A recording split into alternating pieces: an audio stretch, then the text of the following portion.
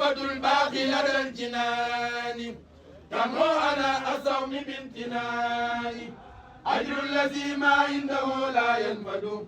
أجر كبير ما اعتراه النفد نقص يا من شر في الدارين يفيكم العارين والنارين عبدتم الله الكريم الأكرم بخير شهر قد يقود الكرم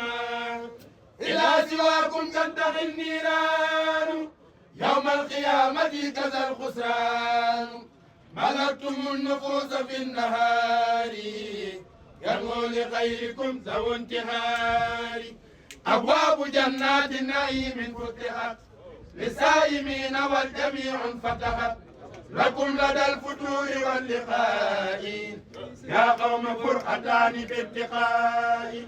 ستعلمون أن ربكم كريم وأن عنده أجورا لا تريم شكرتم الله على شهر الصيام ستدخلون جنة دون إيام شكرتم الله على شهر الصيام ستدخلون جنة دون إيام شكرتم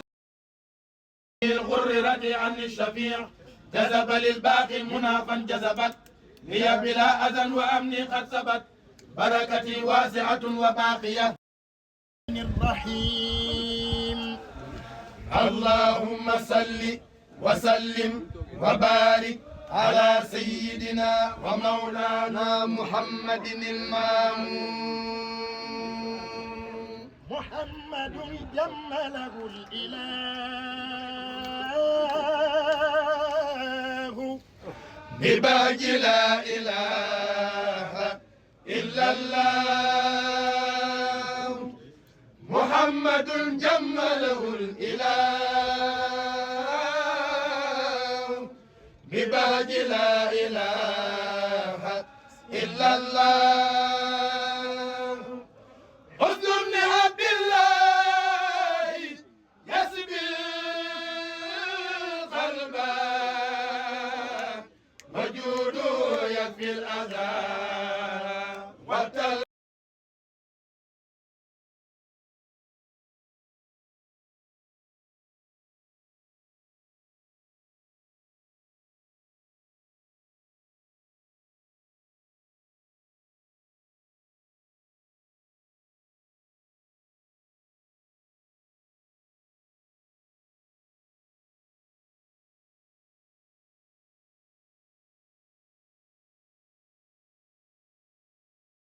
قلوب الصحابة عليهم رضوان الله تعالى أبدا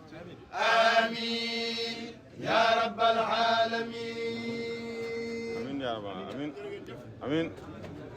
Sëriñ Xaadim Lo yàlla def yàgg te wér amiin yaa rabbi jërë ngeen jëf waa leen góor قلوب الصحابة عليهم رضوان الله تعالى أبدا آمين يا رب العالمين amiin yaa rabbi amiin amiin Sëriñ Xaadim Lo yàlla def yàgg te wér amiin yaa rabbi jërë ngeen jëf waa leen góor